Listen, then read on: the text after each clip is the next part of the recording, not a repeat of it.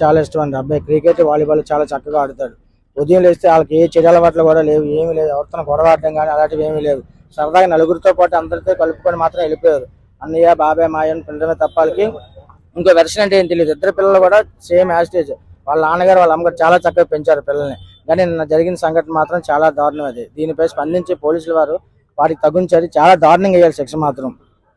మామూలు మాట్లాడడానికి వచ్చి పొడి చెల్లిపోవడం అనేది అసలు కరెక్ట్ కాదు. అది అసలు ఆడు తెలివితేటలకు ఏం చేశారంటే వెళ్ళి స్టేషన్ లో లొంగిపోయి నన్ను ఏం చేయగా స్టేషన్ లో లొంగిపోతాను.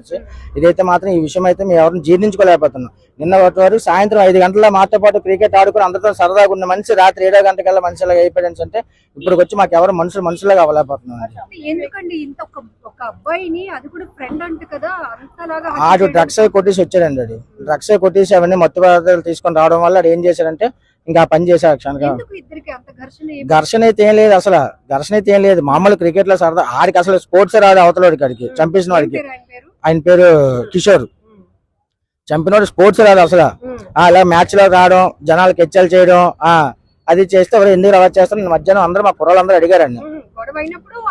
అందరూ ఉన్నారు. అడిగితే సరే అయిపోయింది కదని చెప్పేసి వెళ్ళిపోయిన తర్వాత కరెక్ట్ మళ్ళీ సాయంత్రం ఎగ్జాక్ట్ గా 6 o'clock ఫోన్ చేసి రండి కింద రండి చూసుకుందన్నాడట. ఓన్లీ మన కుర్రాడే కదా మాట్లాడదాం అని చెప్పేసి అందరు కిందకు వచ్చినాడు కల్లా మాట్లాడుతూ తప్పమనిపించాడు. నైఫ్ తో చాక్ తో పొడిచాయండి.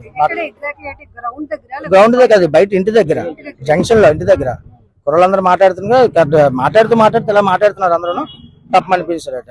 అయితే ఏం లేదు, మామూలు చిన్న దెబ్బ అనుకుని మేము ఎవరో పెద్దగా పట్టించుకోలేదు. తీరము చూస్తే 10 నిమిషాల్లో మొత్తం అంతా అయిపోయిందండి.